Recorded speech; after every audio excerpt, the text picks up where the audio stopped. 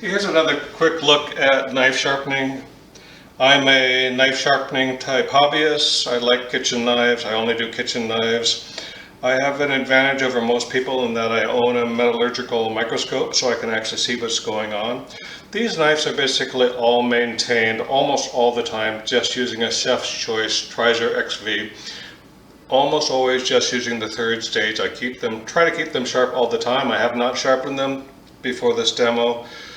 I was just going to go over with a bunch of knives the famous tomato test, which doesn't mean a whole lot, but it gives you some ideas of what it means to keep your knives sharp in the kitchen in practice. I'll just grab some knives and go here. Okay.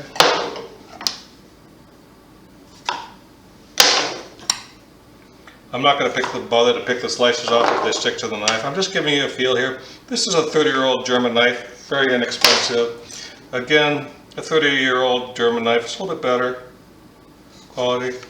Okay. Serrated knives I don't keep sharp. They cut anyway.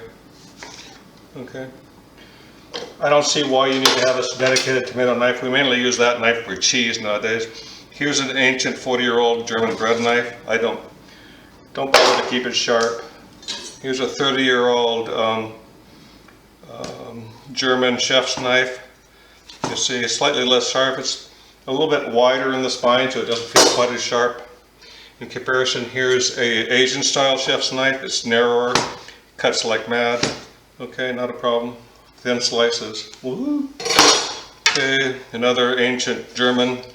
Probably cost me $6 at the time.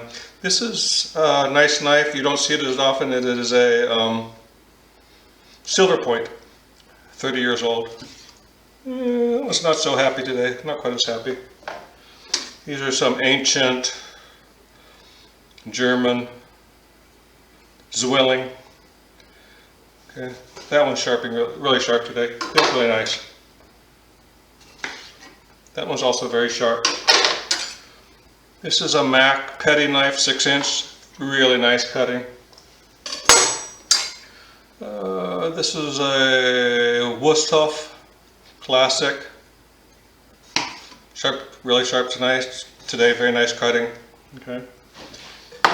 You know, all knives perform well if they're of reasonable quality, meaning a HRC of 57 and above if you keep them sharp.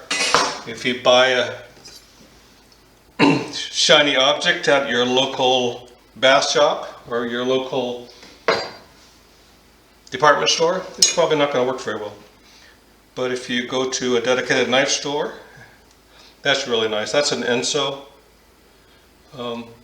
I don't normally buy a knife this size or shape, but it was extremely cheap on sale, so I bought it.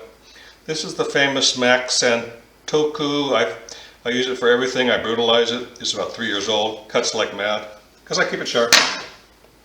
This is a nice Japanese blue steel. It takes a little bit more effort to take care of. It's really nice. A Mac slicer, really nice. Yeah, that cuts really nice. This is an SG2. I love SG2. This is a factory second. It cost me half price. I don't use it so much. I don't know why.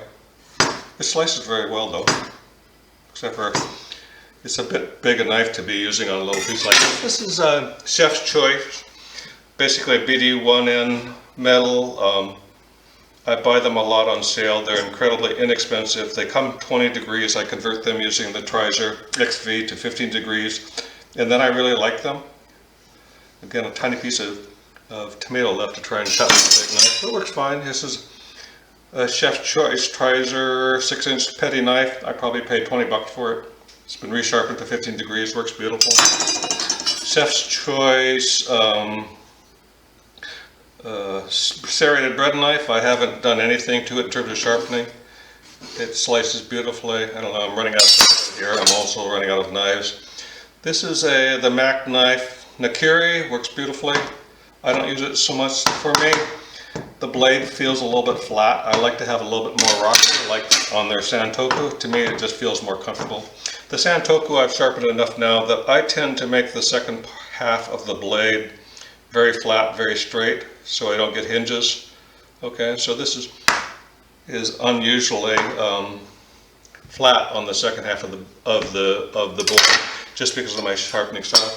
I don't tend to like knives that have a lot of rocker. The German blade has a lot of rocker. This Asian chef's knife is more like in the French style, where it has less rocker. Because of that, you can see the sheep. Ouch! Because of that, you can see the sheep's tip. That cut myself again. Sheep tip. Okay, you have to watch out in Japanese knives, this back corner, because you can see I just got myself again. So much for showing off on YouTube, huh? And here's a carbon knife. I don't use it so much because it is, I'm bleeding like mad. Ooh, a Julia Child moment.